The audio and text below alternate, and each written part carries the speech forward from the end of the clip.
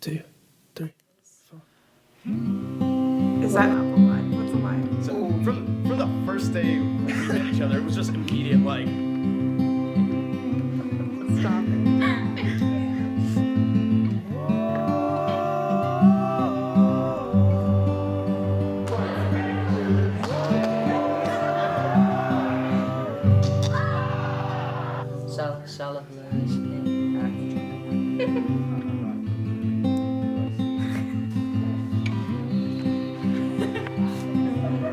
Do you take headshots for any reason? Okay. What?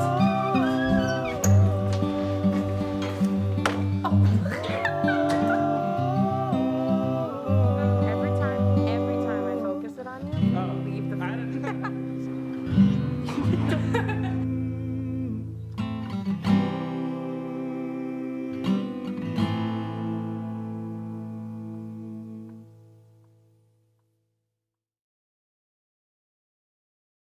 Good evening. That breaking news, a lot going on. Governor Cuomo announcing today all state colleges in the SUNY system will close. Schools across the tri-state area continue to either cancel classes or move to remote learning. Increased number of coronavirus cases, some area schools and even universities are closed. Governor Andrew Cuomo announcing that all SUNY and CUNY schools will be learning from a distance for the remainder of their semester.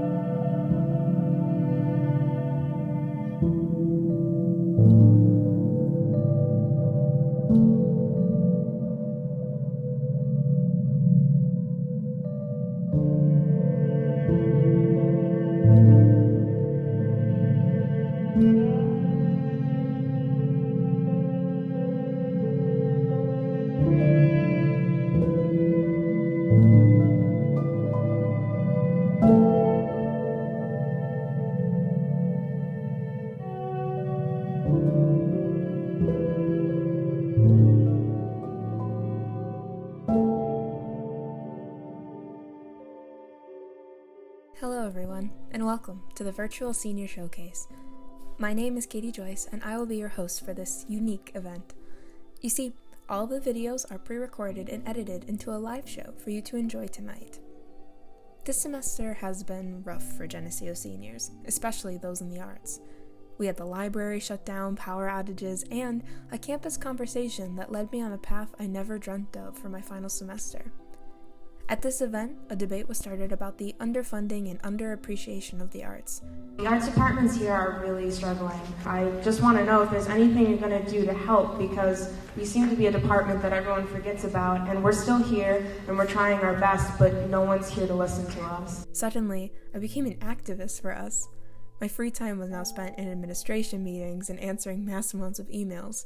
I was running around to rehearsals, filming groups for a project that unfortunately never got to happen. You see, for everyone, college had to change pretty quickly. The virus was worse than we thought before, and now, in the middle of our final semester, we would be distanced learning. For every student, that is a challenge, but for the art students, we lost things that could not be taught online. Each person in this video lost something that they worked so hard on. The English majors lost senior readings, which take 4 years to build up to. Likewise, musical theater majors lost their senior recital, their final show, and a showcase in New York City. For theater majors, we lost our final production. Actors were left with nothing, designers packed up their projects, and directors lost their senior thesis. It hasn't been an easy transition, but a necessary one. We couldn't go back, but that didn't mean there was nothing we could do.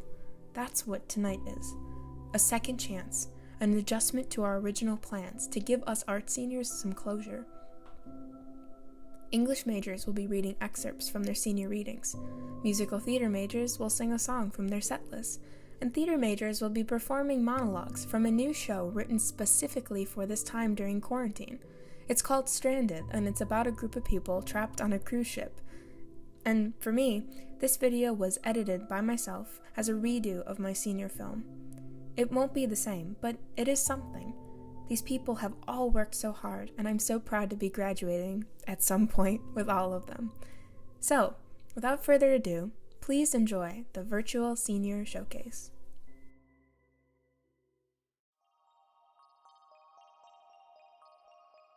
Sebastian is a theater major at SUNY Geneseo. His favorite memory is taking Ray Boucher's Acting 1 class, which reinvigorated his love for theater. After college, he plans on continuing his education in performing arts and dive into the improv scene in New York City.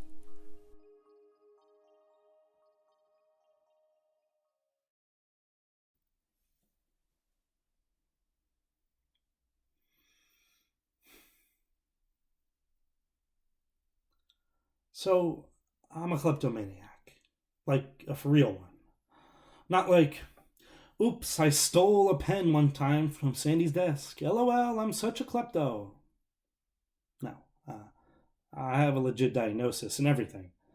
I steal stuff. It's just sort of what I do. Why? I have no idea.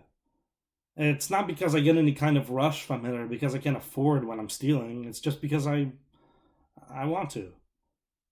Nope, scratch that. It's because I need to. So, yeah.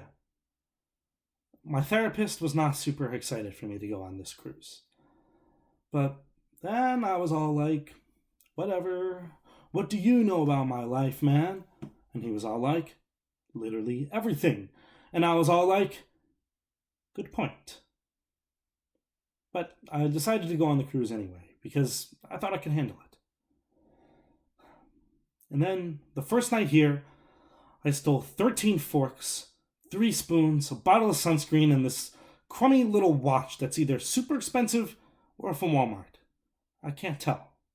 And I don't really care. Did it make me feel better? No. Stop asking stupid questions. You're clearly missing the entire point of mental health. And then we heard about the quarantine. Like, the announcement over the loudspeakers. The meeting we all had to go to. It was weird. Like, we were hearing about this super contagious disease while we're being packed in together like sardines? Dumb! I stole some lady's magazine out of her purse while she was talking to her husband about their kids. I guess they have like 4 and they were worried about them. And I guess I thought it wasn't a big deal until we got masks and gloves. And we weren't allowed to leave our rooms. And people are like crying and calling their families and stuff. Then I was just like, well, crap.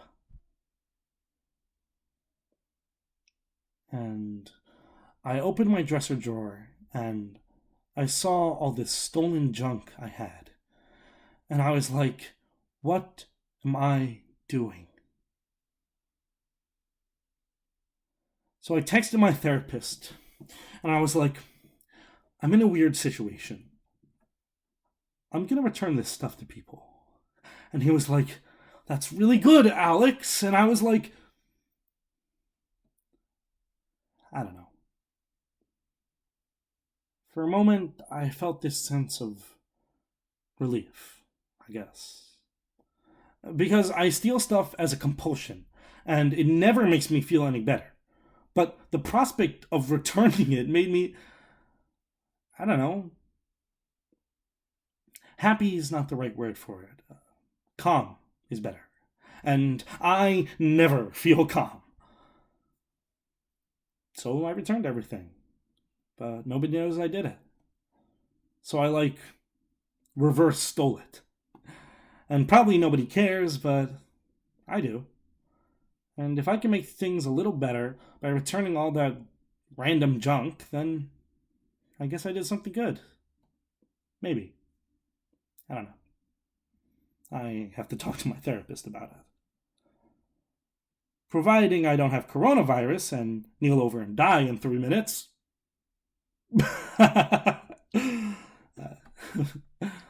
Just kidding. Except not. I am not kidding at all. So, yeah. That's it.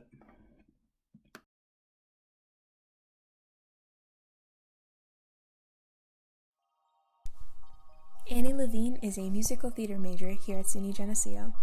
Her favorite memory was coming back early from winter break to do the White Box musicals and WADs every year. She loved bonding with the whole cast and having the campus all to themselves. It was a special time for them to focus on building the show without the distraction of classes and other things. Post-college, Annie plans on continuing to work on her craft in every shape and form, and auditioning, and auditioning. On this block there is a garden, tucked away behind that carriage house.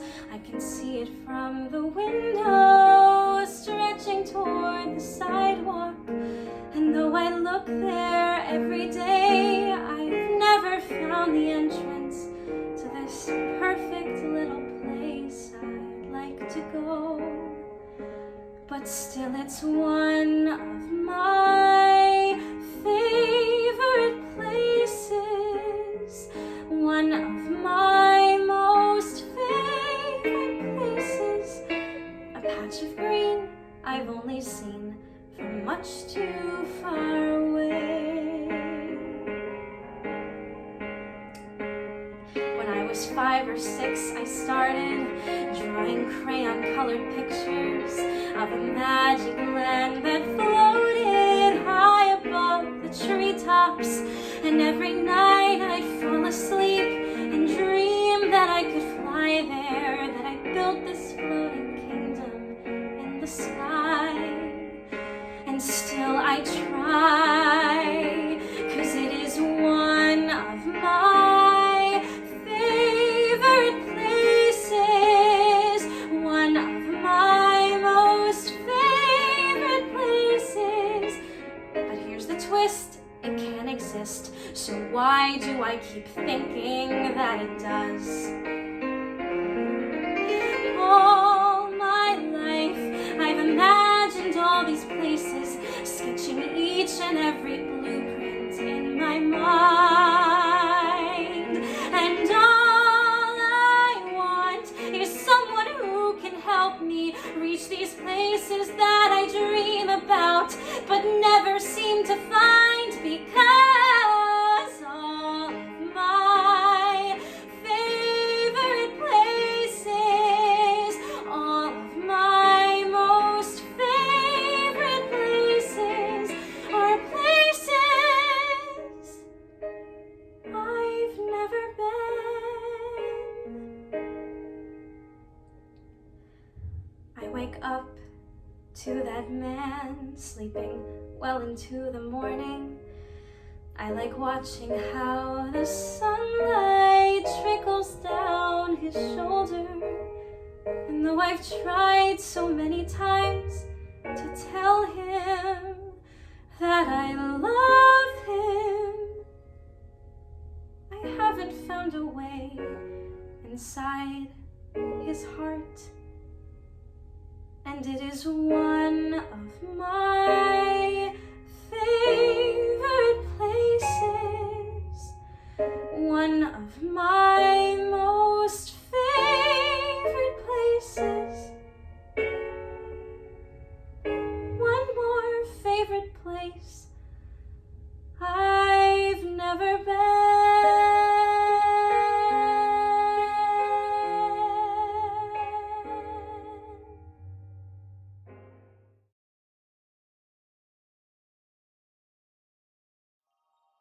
Kea is a psychology major at SUNY Geneseo who's acted in several theatrical productions here.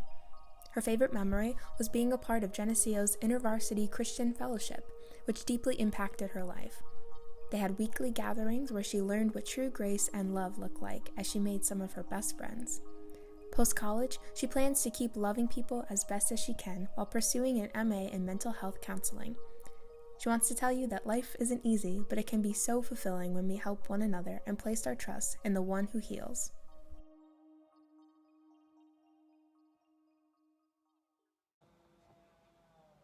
This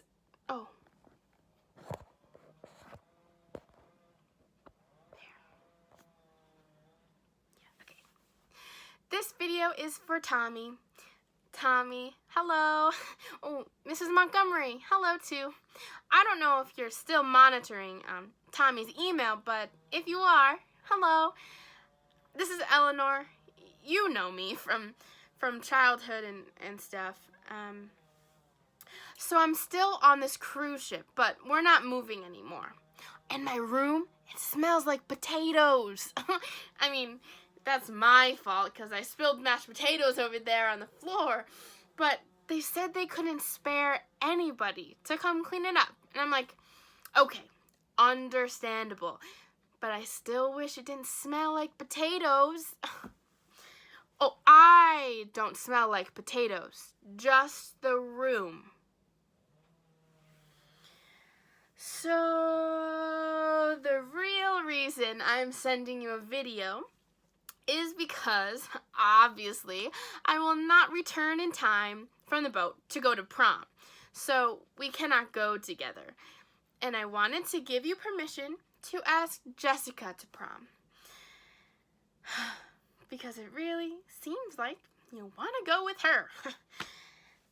Oh, Mrs. Montgomery, don't worry. Your son is not a cheater. Tommy and I are not dating.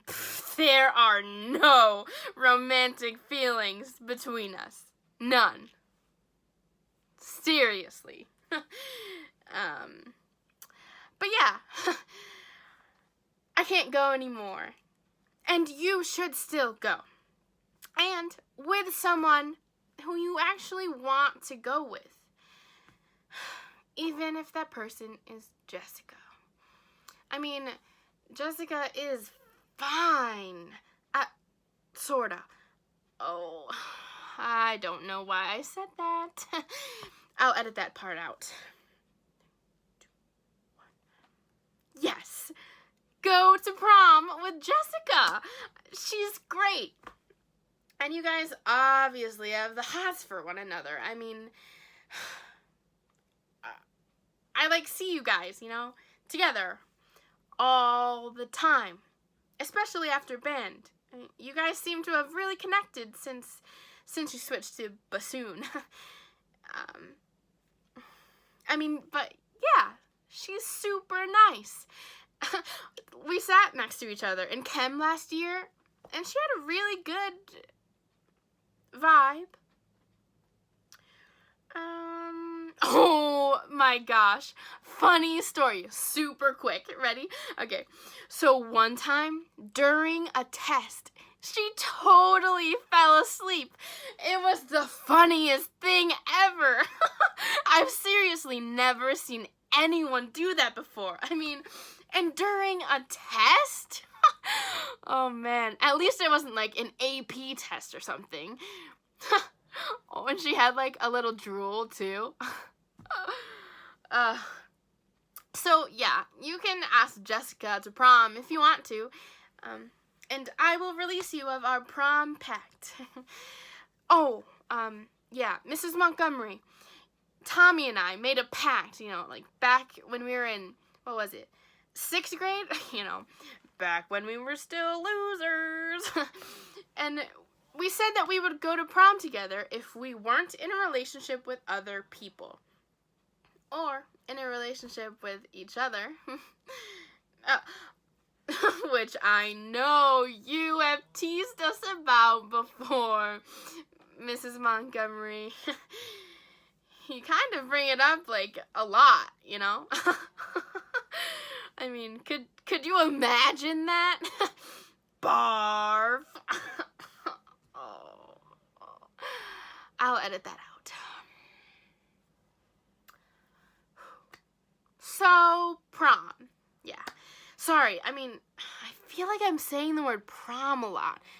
Do you ever just say a word so much and then it doesn't even sound like a word anymore? Prom. Prom.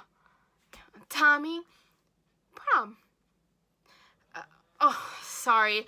This boat must be really getting to me, boat brain. Anyway, I should go soon. But real quick, if you don't end up going to prom with Jessica, or prom doesn't happen at all, we could totally have our own prom in my dad's basement or something, Remember when we used to rollerblade down there? Oh, we could still do that too. Oh, well, he did have it carpeted though. You know what? I'll talk to him, But anyway, there's this dance instructor on the boat that's been doing video lessons, and I've been following along and learning some moves. So, there's that. So yeah, think about it. No pressure. Just think about it. I think it could be a fun thing for us to do once I get off this boat and out of my potato room, and yeah. So let me know, buddy old pal. Okay. Bye, Tommy. Oh, bye, Mrs. Montgomery. Bye, Tommy. Sorry, I already said that. I'm just gonna start over. 3, 2, 1.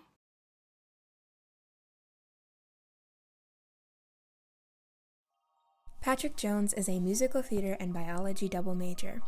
His favorite memory is all his experiences at Jiva Theater Center. Those performances were some of his proudest college achievements. He says it was inspiring to be surrounded by professionals who were so passionate about theater. He also loved Assassins because there was so much substance in the music and it was fun to be crazy.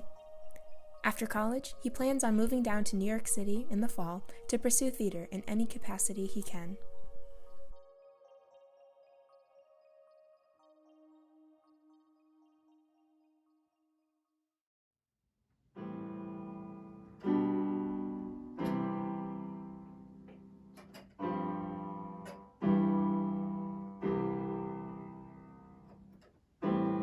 At the edge of the Atlantic,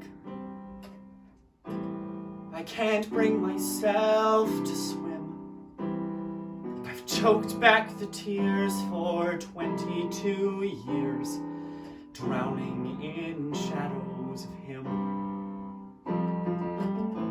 The waves etch out a pattern long after they're gone.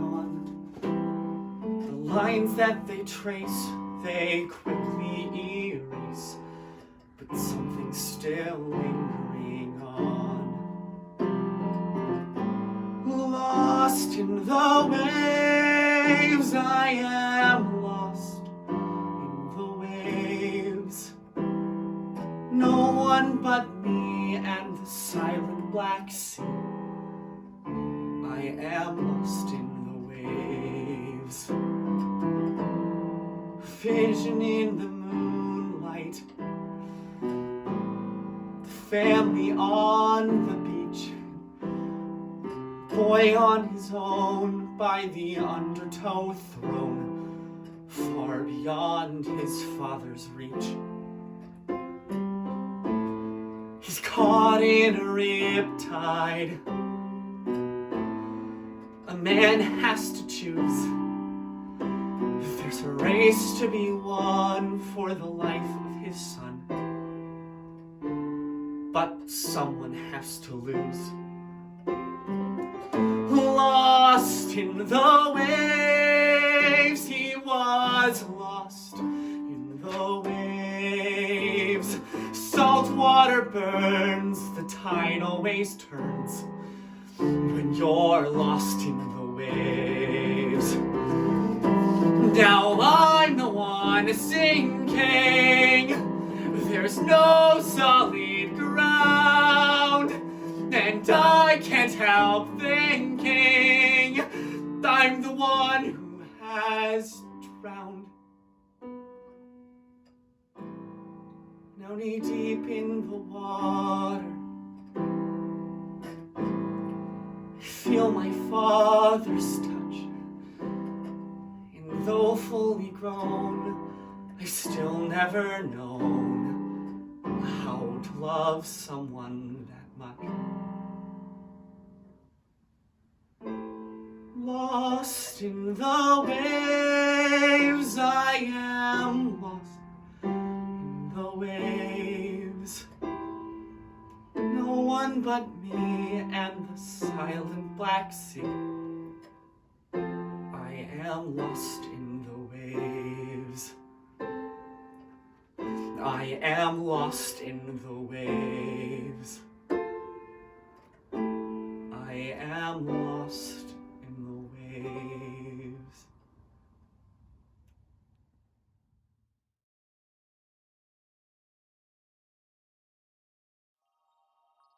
Julia is an English major with minors in human development and biology. Her favorite memory is hosting the annual Anatomy Fashion Show. She says putting everything together, seeing people enjoy themselves, and raising money for a great cause was one of the most rewarding things she could have ever asked for. After college, she plans to keep reading, writing, and creating as she attends law school.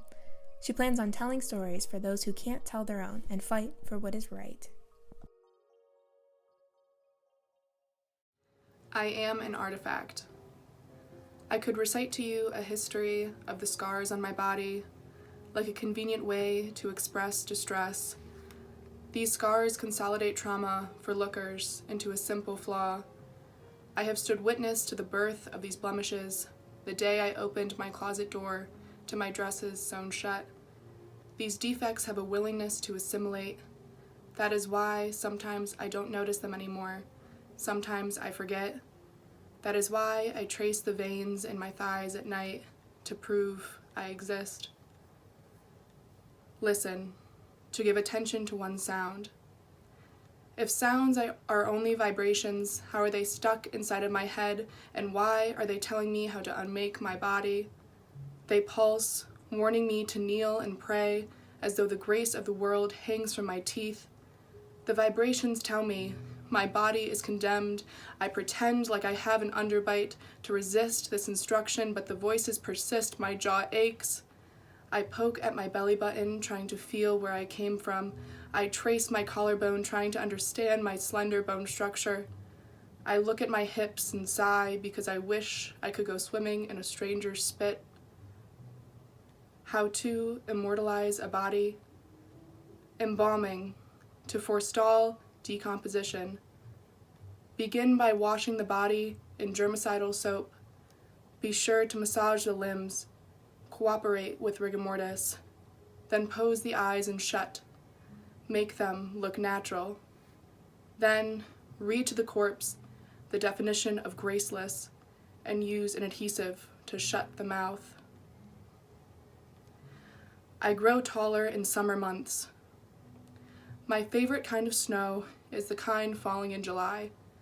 That is when the blossoms turn to lemons in brown paper bags. That is when young boys tell mama that pigeons are their favorite animals at the zoo. Reasons I hate my birthday. 1. It is the day I do not eat cake. Mother says it adds to my hips. 2. It is the day people tell me I am now a woman. I swear that happened years ago. It is the day Mother makes me kiss Uncle. It is the day I lost my virginity 6 years young. It is the day they sing to me and scream at me because good girls shouldn't cry on their birthday. The anatomy of a doll. I bruise my Barbie dolls with markers and matches.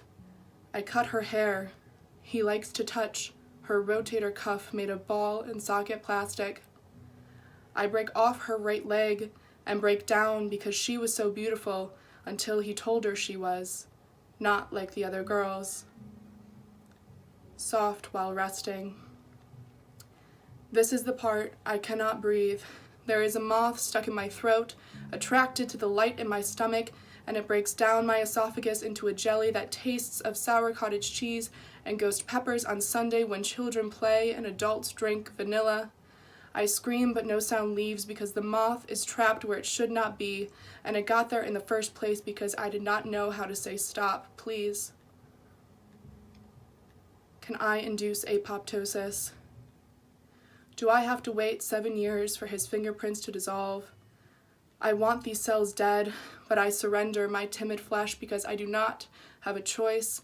As he rubs me raw with his fingernails and gnaws my membrane, the quiver of my dermis persists. I try to resist insisted infection and fight off this bacterial pest. Shedding cells fall, please. When will my body be mine? One day I will read my margins and all the lies I have told. One day I will understand the rot that stains my cervix and the back of my throat. One day I will see that there are many ways to become bruised, and there are many ways to write my own tombstone, and there are many ways to write to the children I never had. One day I will learn how to unmake a body, and one day I will discover that no one has to smile in heaven. One day I will drink the tears that fall into my tea, and one day I will learn how to walk quickly and keep my head down. One day I will learn how to check behind me in the dark and how not to flinch when I see my own shadow. One day I will realize that fruits only ripen to die. One day. Dawn chorus. Cacophony of chirps and cries calling to feathered crowds, signaling I am here, I am alive, I have survived the night. Birds sing in morning to express vitality. They yawp through fog and sunrise, telling mommy and mate via syrinx and membrane, vibrate, declare life. Birdsong proves survival, and perhaps it is why we sing. That is why we write and dance and play. To prove survival, declare life. We produce art to signal, I am here, I am alive, I have survived the night.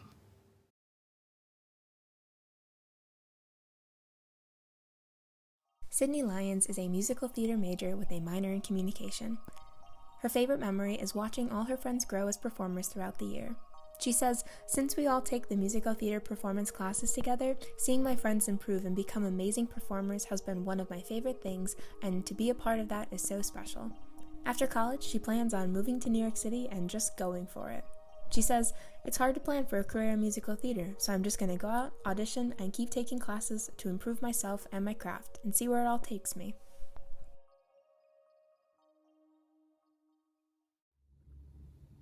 When I was 5, I fell in love. It didn't last.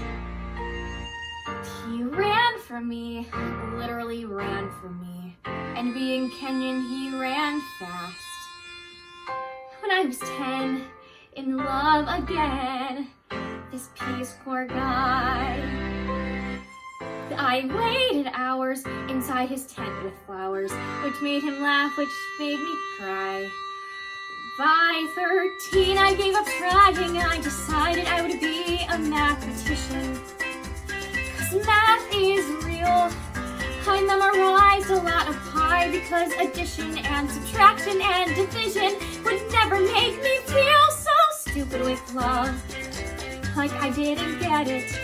I didn't get it somehow. Smart with math, stupid with love. I didn't get it. I didn't get it till now. So thank you, math, for being there to bring me joy. And thank you, math, 'cause now you brought me this cute boy. like someone from TV. He's like that guy who gives out roses to those women. His clothes he's grooming, and he's a foot away from me, with swoopy hair and shiny eyes that I can swim in. He is live and in the room, and I'm stupid with love. Like I didn't get it. I wanna get it, but how? Smart with math, but stupid with love. Wanna get it? I didn't get it till now. I'm astounded and nonplussed. I am filled with calculus. Does the sky work out? He must all sweaty at the gym. Could that image be more hot? Let me just enjoy that thought. School's rough, but now it's not. 'Cause now there's him. It's all so simple. Stupid with mom, but I can get it. Watch this girl self-educate. I learned math so I can learn love. Wanna get it? And I can get it, just wait. Just wait. Just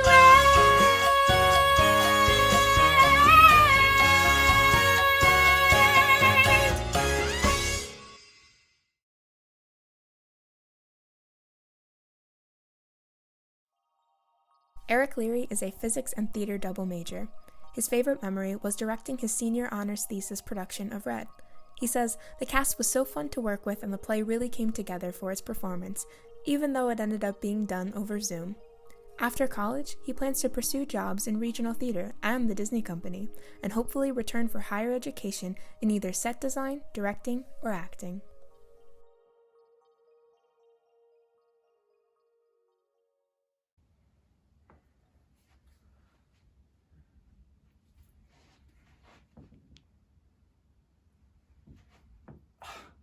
Hey, have you seen my watch? It's one of those fitness ones. It counts your steps. Kind of clunky. Bright blue band. I know you're gonna say it's probably in my room somewhere. I mean, it's gotta be in my room somewhere, right? It's not like we've been ashore recently or anything. But the band gets kind of itchy, so I take it off places, and I like to walk, so on the ship, I mean. At home, I like to run. I'm training for a marathon. Well, half marathon. Canceled now. And did you know you can't run here? Like, anywhere on this boat. Even before the quarantine, you can't run on boats. It's like a law or something. And what are you going to do if you can't run? You're going to walk. That's what. And the ship's crew, the captain or whatever, says it's okay to walk as long as you don't touch, as long as you don't interact with anybody or anything 6 feet, right? And most people are too afraid to get out of their cabins, and I can pretty much walk anywhere I want, and it's just fine. Do you know how most people do 10,000 steps a day? Do you know what I do? I do 20. 20,000 steps every single day. Do you know how long it's been since I've missed a day? 4 years. I can actually tell you the exact number of days. I have an app for that. Keeps track of like the steps and everything. Oh. Wow. It says 1,499 days. That's my streak. And if I don't find my watch, I'm going to lose my streak because there's no other way for you to put your steps in. And I know 1,500 is just a number, but the 1,500! And if I can't find my watch, then it won't count my steps. And if it doesn't count my steps, I won't get my streak. And if I don't get my streak, then what the hell am I even doing out here, huh? Just wandering around? Like, what am I supposed to be? The official cruise ship ghost? Haunting the halls like some third-rate Harry Potter character?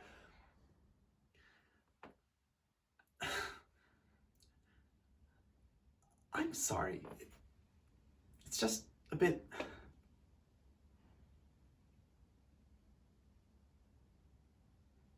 the streak. You know?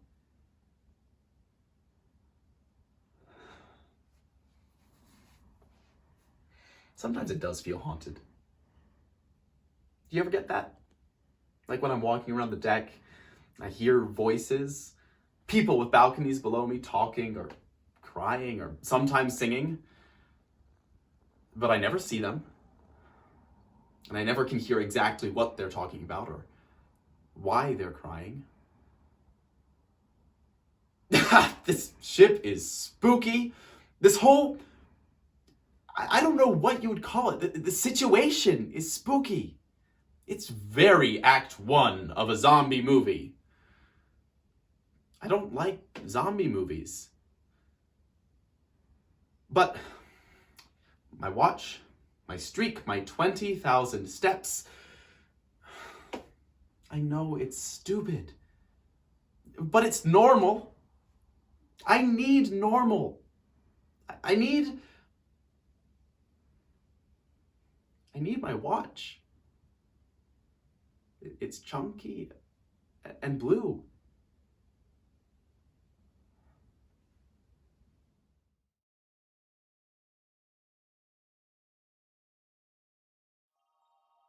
Sonia is a communication major with a minor in dance. Her favorite memory was creating her first piece of original choreography and having it be performed at the Geneseo Dance Ensemble Fall 2019 concert. She says this experience was challenging, yet incredibly rewarding.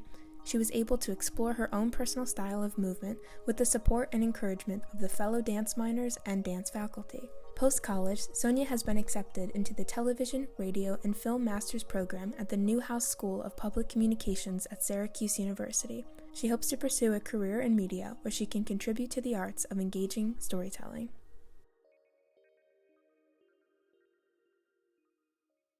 I declared my minor in dance before I even picked a major. I loved ballet and knew I wanted to keep dance in my life throughout college. But what I didn't expect was to have dance at Geneseo influence such a large part of my 4 years. One of my first ever classes as a freshman was an upper-level ballet class. I walked into the studio in street clothes, thinking it was a lecture on Mondays and studio day on Wednesday. I was very wrong. Luckily, a male student in the class made the same mistake. I walked over to him and introduced myself, finding comfort in not being alone. Immediately, another girl who did not appear to be a freshman walked up to Alex and I and said, "You must be freshmen too. I'm Cooper. Want to share a bar?"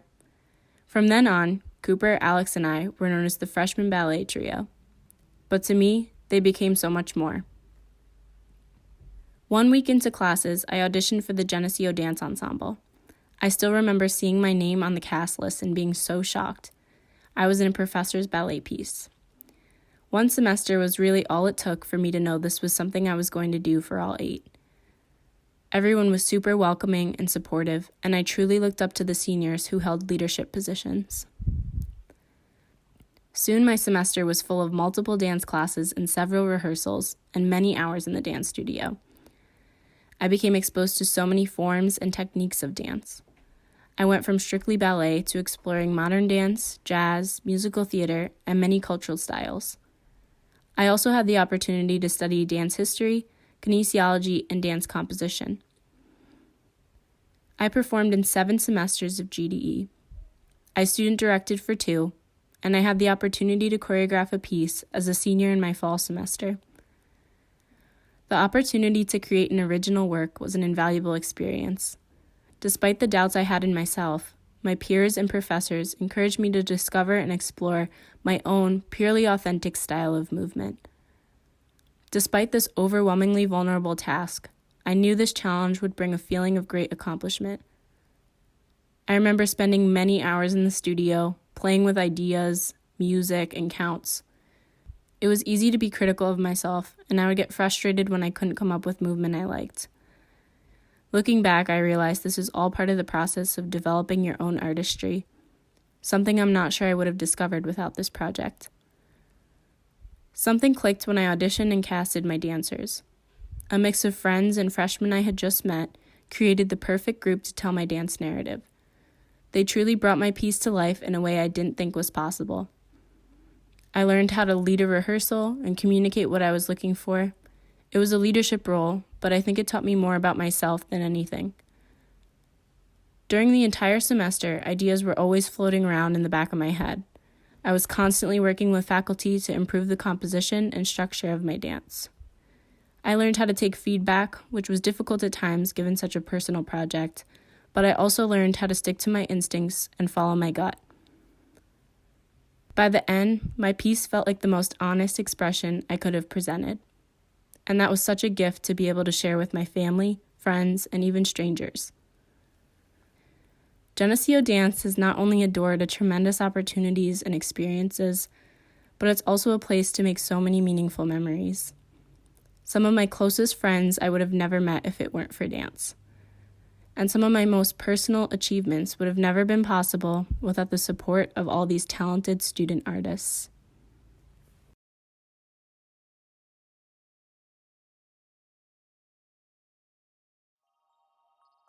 I am a communication and theater double major.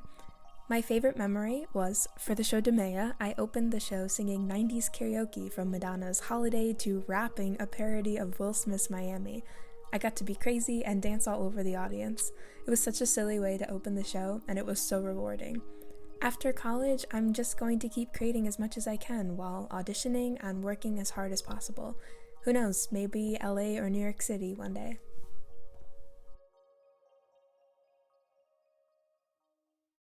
This started out as a vacation. The first one since the twins were born. There are 4 now, so you could imagine. This was the getaway we were longing for, and now we can't get away. Having twins was a test for our marriage.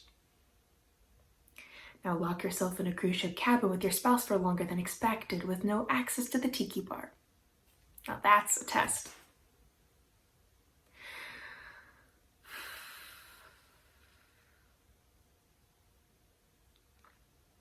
We FaceTime the kids every day. My mother has them. Thank God. Could you imagine if we paid someone to watch them? But still. My mother is 68. 4-year-olds are so much work. They wake you up in the middle of the night to go potty, or because they had a bad dream, or just because they want to snuggle next to you, and I just miss them. I'm going crazy. No, I am crazy.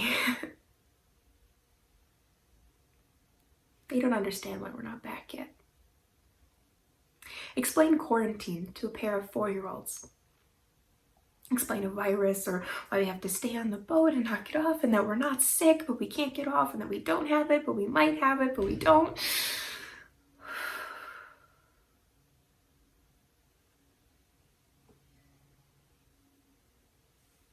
When we FaceTime, the kids cry. Then I cry.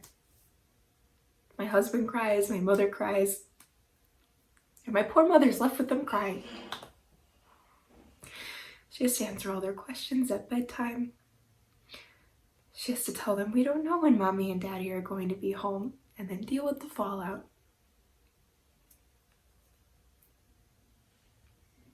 She tells me not to worry. That we're going to get through this. That I need to stay strong. That the kids are all right. My mom is still being my mom and a grandma.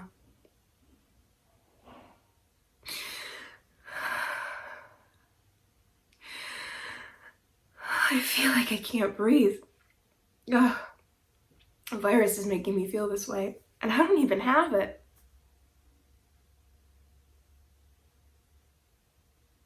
I don't think.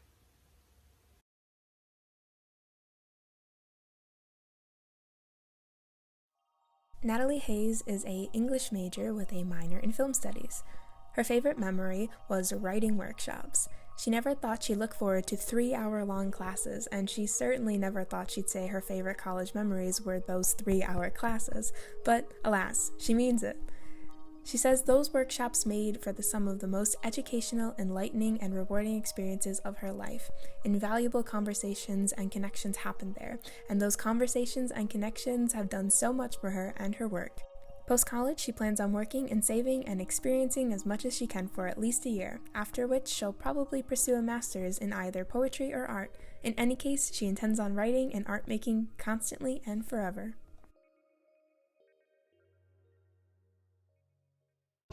Hello, thank you for tuning in. My name is Natalie Hayes, and I am here today to read some poems for you. You'll also see behind me I've got some of my quarantine art scattered around, so I hope you enjoy. The first poem we're going to read today is called Upside Down Breakdown or Building. Something about breaking down in front of you feels a whole lot like building walls with bare hands. In other words, I need gloves on when I am talking to you about this, because cement is messy and I'm still working on these calluses. And the little bumps in brick will pull at my skin as I stack, and that would hurt. My brain, pink and swelling, so full of something or nothing, I'm not sure, but it sure is loud, like a radial pressure in the temples. I am praying that this will go away, or that if it doesn't, I will at least learn to talk about it. But for right now, I'm sorry for keeping so many secrets, sorry for not telling you when I'm sad. What is strong enough to break down bricks? Maybe me. Maybe I will look for lava in my arteries, or hot water from my kitchen sink, and maybe I will call erosion progress, and maybe for once I will cry in front of you, and maybe there's big open spaces inside of me, and maybe I will learn to let you into them. Second poem. I should also note, these are in like a mildly chronological order. So the first couple are going to be from the beginning of my college career, and then the last couple are going to be towards the end. So next poem. I will have a son and name him Hudson. I learned that if hydrogen peroxide sits out in the sun long enough, it turns into water. I think that perhaps this is more useful than water to wine, because wine won't eat away at my earwax in the same way. This is an unfounded claim, an assumption if anything, as I'm unsure of what might happen if I poured wine into my ears. Anyways, I'm lying in bed, and hydrogen peroxide is bubbling through the trails that lead to my brain, thinking about the exercise and self-hypnosis my therapist taught me. She said, think about somewhere you'd like to be, and where is that place? And I told her there's a big hill back home, and it bleeds into the Hudson River. And in this brain, I am sitting there on a big blanket with a blunt. It smells like summer. And maybe I'll walk down to the wet where I can swim. Soft water against skin feels natural like sweat. Hudson, are you from my pores or I from yours? Next poem is called Handcraft. Land fill your lipid lungs with green garbage, veins pulsing and molds made out of the fact that you are alive and so am I, and something about that scares me. That is not to say anything about death, just that I don't know what to do tonight. Crinkle your chlorophyll nose. Dried glue in certain lights looks a whole lot like my teeth, and I'm smiling. That is to say I love you. That is to say, melted plastic into molds, heart-shaped molds, molds made out of more different plastic, molds made with functional acrylic estrogen, terephthalate, testosterone, that is to say, plastic. Regardless, my fiberglass eyeballs see you in a nylon light, that is to say. Next. I announce hibernation as I pull myself out of the ground and wonder when all of this filth will finally fall off of me. Insofar as the eye can see, it's just me and the 18-wheelers tonight, and they know best that I turn back into myself after winter. Crashing headfirst back into what it means to be moving, I'm learning to walk in such a way that my feet will never touch the ground. I have wings and they're made out of mud flaps. Or dirt in the sense of rooted, in the sense of wet soil stuck under fingernails, in the sense of half a rubber tire as omen, in the sense of steering, in the sense of hands clasped in prayer. I think it's hardest to die in the springtime. I think shallow breathing will be the death of me, and I only know how to write poems in the dark. Lighthouse pointed upwards, a straight shot to the North Star, or what I've decided is the North Star tonight. And there will be a meteor shower on my birthday, and I wonder if something will fling itself from the sky and into my stomach and knock me over with the sound of a second decade, while I recall all at once that a professor told me not to age myself in my work, and that my poems will be tainted by the fact that I'm not 40 yet. But I am trying my best to be upfront with you. On that note, I feel the need to inform you that I am so in love with the sky. I just want you to say something for once. Tell me how you stretch so far, and yet I can't touch you. I catch myself screaming, and so to a stop. Again, it's hardest to die in the springtime. Next poem. My mother straps her father's ashes into the passenger seat of her car and drives to where they can watch the planes, so that she might, as turbine engine, 1 on either end of the cockpit, 1, cry herself into turbulence, 2, cup her hands over her ears like a pair of pilot's headphones, except for that she has nothing she wants to say into the receiver, and 3, move on. She asks her memory of him, is it safer to be 1, seat-belted urn, or 2, sitting above the wing? He always said that was the safest seat. One day she will know what it feels like to sink into the spaces she's made for herself. Big black holes with this on one and that on the other. I am afraid it will be too small for the 3 of us. Next poem is called Thank You. Water from the other end of the lake won't help the silty itch in the back of your throat, but it's worth a shot, so I say keep drinking. One day I'll become my own mountain, and another day I'll erode myself in the basin of some neighbor's mountain, who will another day spit me back into orogenesis. That time I'll hope for ocean. I'll hope that salt water will burn away at all of my orifices, and I promise to say thank you when I notice the scars. Little poem for you. Yes, this is a poem about love. I tell you that skin touch should always feel like static, and as soon as it stops feeling like static, you're due to spend some time dragging your feet across the carpet and no, you can't borrow my socks. And that's all the poems I'm going to do. I am going to share a little bit of a story with you that I've been working on. It will hopefully turn into a comic during quarantine, so keep up with me if you want to hear more of it, see more of it. I'm going to read a bit from the beginning and then a bit from the end, or what is currently the end. A raccoon with jellied blood interrupts me. I immediately make clear that I am nothing less nor more than my last name. Representative Shell, a Mr. or Mrs., not to be confused with a mistress. I ask the raccoon if he's yet hollow. He says only partly, and I identify. I think he means that he's missing organs. I also think he knows that I mean something else. He interrupts again. Henceforth, he says, he will be referred to only by a sound which I am unable to communicate to you, given the present situation. It's complicated. Imagine something guttural and throaty, but undoubtedly forced. He says that's who he is, that sound. I don't bother to disagree. I'm tired. I ask if he wants to come over for dinner, and he shows me his teeth. I pick him up and we proceed. And then skipping to the end a bit. Down at the creek, I hold the raccoon with one hand as I splash water onto him with the other. He doesn't say it, but he sure seems relieved to have the water wash over his little body. I work the bits of bloodied fur with my hands until there's none left, and then place him on a rock at the creek's edge. Just a second, I say. He begins to shake the water out of his fur as I begin to undress. First my boots and socks, then my sweater, the shirt underneath it, and my pants. The raccoon is still shaking as I ease into the water. I lean back and let it soak my hair, and then I crouch down and submerge my whole head. I'm quick, in and out, and then dressed again. By the time I'm done, the raccoon is dry and lying on the rock with his eyes closed.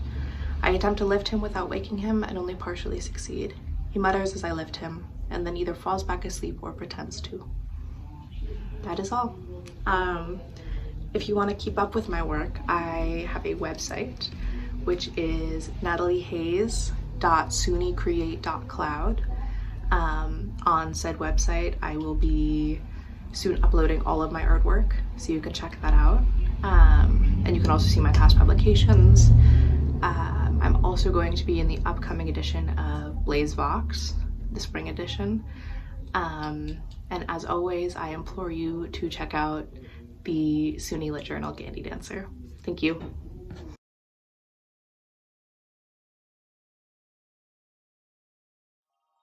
Griffin Netti is a theater major at Geneseo. His favorite memory has been getting casted as the stepson, one of the bad guys, in his first show, Carry the Tiger to the Mountain.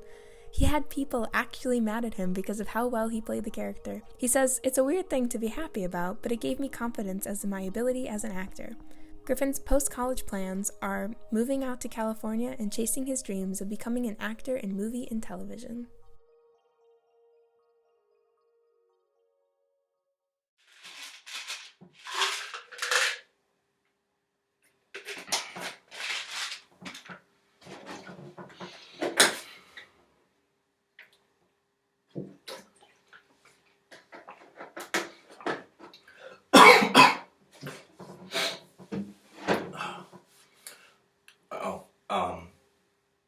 Those were Flintstone vitamins.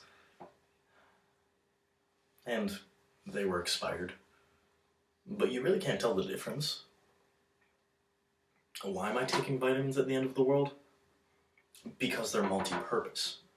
Many unknown purposes, and I may need their magical properties on the other side. Like the coins the ancient Greeks would place on the eyes of the dead, so they could pay the fairy toll man to get across the river. Sticks. Coins on the eyes of the dead. It's grim, but I like it. Because it's a plan. Plans are good. It's like the ancient Egyptians mummifying their dead so their bodies could be preserved for the next world. That's smart. Actually, it's what I'm going to do. Except, instead of the cloth, I'm going to be using one of our society's rarest and most valuable commodities. TP. The chosen paper of the porcelain gods.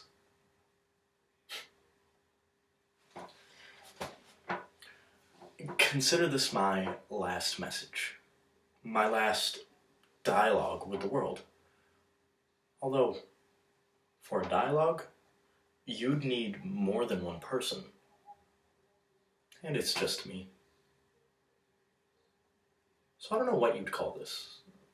A monologue? No, that doesn't seem right.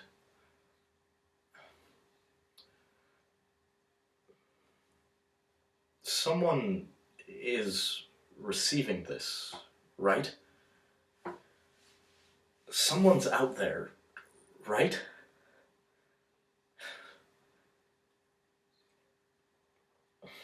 I know you can't respond. But I know you're there. And that's comforting on some level. Yeah, totally comforting. At the very least, someone will find this message and know I existed. A digital time capsule, if you will. But what's left to say? I already texted every single person in my contacts. I sent them a very simple message. Thank you. Nothing specific. Just thank you. It took me 78 minutes. Most people were confused. Some didn't respond. Understandable. Others took it as a chance to engage.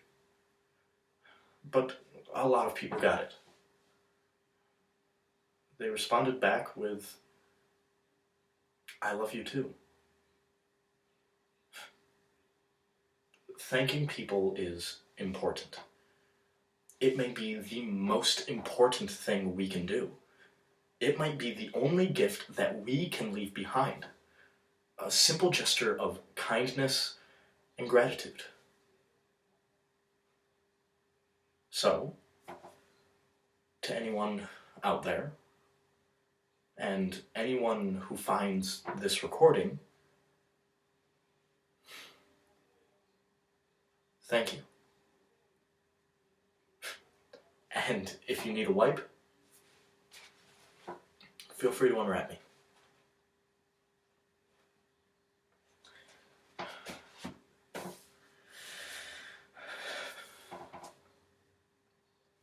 Now, it's time to disappear.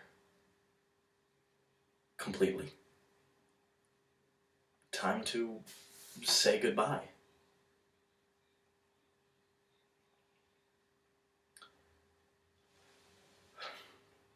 I'll see you on the other side of the river. I am gone.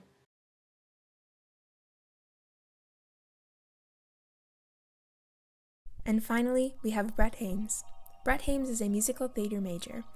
He says it was difficult to choose one memory to call his favorite, so instead he just likes to talk about the people who helped him make countless memories. He says, "My time at Geneseo is only special because of all the unique, kind-hearted, and loving people he's had the opportunity to interact with. He wants to thank them all for the memories that he'll have for the rest of his life." Post-college, Brett plans on moving to New York City as soon as he can to pursue a career in performance.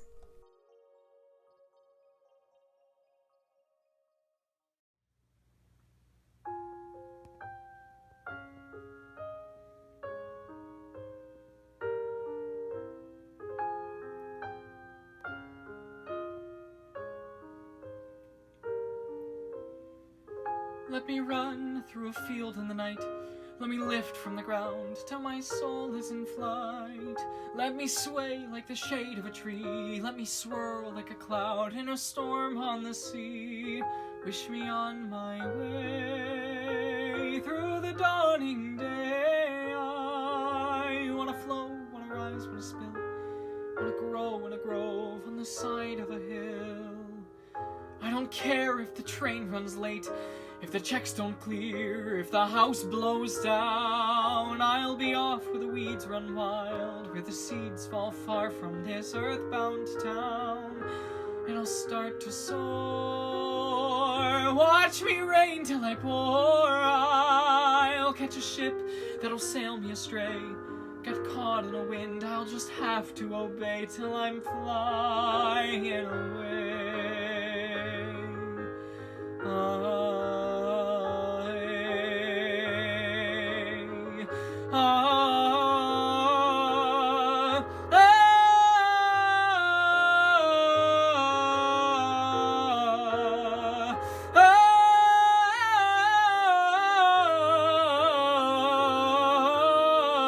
Let me leave behind all the clouds in my mind. I wanna wake without wondering why, finding myself in a burst for the sky.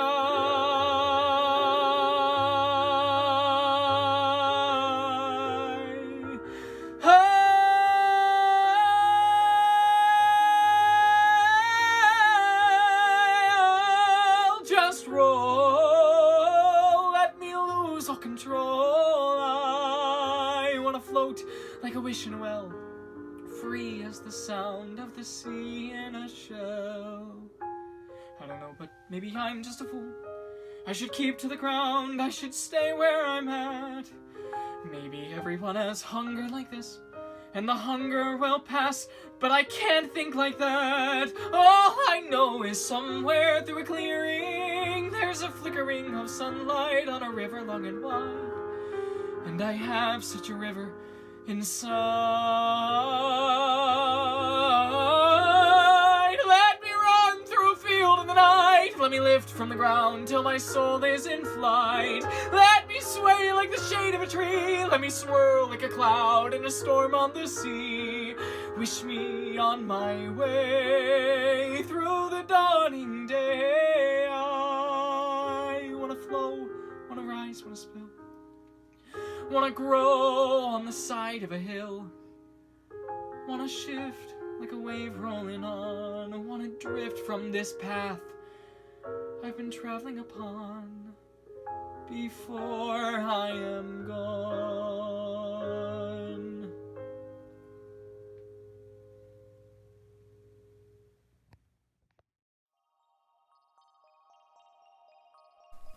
And that's a wrap. Thank you so much for watching. This project has been an incredible amount of work, but it was worth every second. I want to thank each and every performer for sending in a video and participating in this unusual event. I would also like to thank Dr. Herman and Benita Stubblefield for supporting me throughout this entire experience. And lastly, I want to thank my family for their support and love as I have been cooped up away creating this project. Again, thank you so much for watching. Please like, comment, and share with your friends. It's been real, Geneseo. Time to say goodbye.